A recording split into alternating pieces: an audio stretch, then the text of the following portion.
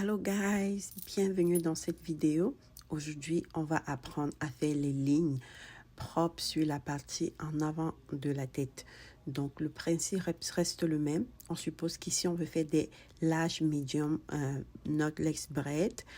Donc, on va avoir 4 lignes de chaque côté de la tête.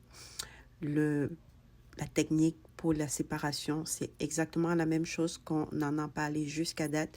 C'est d'utiliser le long bout du peigne pour faire l'ouverture en premier. Ensuite, appliquer le gel ou pas, c'est recommandé, mais c'est pas obligé. Utiliser le mince bout par la suite pour éclaircir la ligne.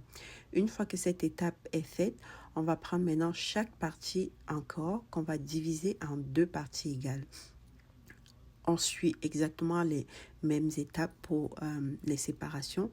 Le principe ici, c'est d'avoir des lignes qui ont les mêmes épaisseurs. On ne veut pas avoir des lignes qui soient plus grosses ou plus minces que les autres. Donc, c'est pour ça, c'est très important de suivre ces étapes-ci pour être sûr qu'à la fin, on a des lignes qui ont les mêmes épaisseurs, qui sont équivalentes. Donc, une fois qu'on a fait ça sur la partie inférieure, on va toujours commencer par la partie inférieure, puis évoluer ensuite à la partie supérieure. On fait exactement la même chose, on identifie le milieu, on sépare en 2 parties égales et on applique le gel comme précédemment. Ensuite, on va utiliser le petit bout du peigne pour venir éclaircir la ligne. Cette étape est très importante. Comme vous voyez, ça permet vraiment d'avoir des lignes qui sont claires, qui sont propres et qui va donner à la fin une coiffure qui va être super clean et présentable. Une fois qu'on a fait ceci de ce côté, on va faire exactement la même chose de l'autre côté. Ici, sur la tête de ma cliente, le côté opposé était déjà fait. Donc, on va passer directement à la partie en arrière. Là, on a fini la partie en avant. On va continuer sur la partie en arrière. Le principe ici, ça va être juste de faire une continuité entre les lignes qu'on a faites en avant, de sorte que des 2 côtés de la tête, ils vont se rejoindre au milieu de la tête.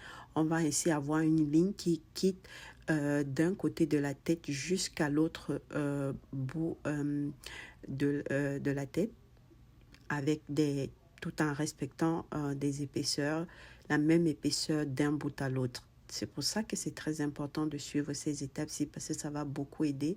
À la fin, on n'aura pas des parties qui sont minces puis d'autres grosses. Donc, je vous recommande fortement de vraiment suivre toutes ces étapes. Une fois qu'on l'a fait d'un côté, on va aller faire exactement la même chose de l'autre côté de la tête en suivant bien évidemment les étapes de séparation pour être sûr d'avoir des lignes qui sont vraiment claires, propres. Et une fois qu'on a fait ces différentes étapes de séparation des 2 côtés, voici le rendu qu'on va avoir. Donc, comme vous voyez, on a vraiment la ligne qui quitte d'un bout à l'autre en ayant les mêmes épaisseurs. Je pense que maintenant, c'est beaucoup plus clair pour vous de comprendre pourquoi on faisait toutes ces étapes. Et avec la représentation qu'on a, vous voyez, on est sûr qu'on a des lignes qui sont proportionnelles, qui s'équivalent et qui à la fin va donner un rendu qui va être propre. Donc, une fois que c'est fait, maintenant, voici à quoi ça va ressembler. J'ai fait des tresses pour que ce soit plus clair pour vous. On va passer à la prochaine étape.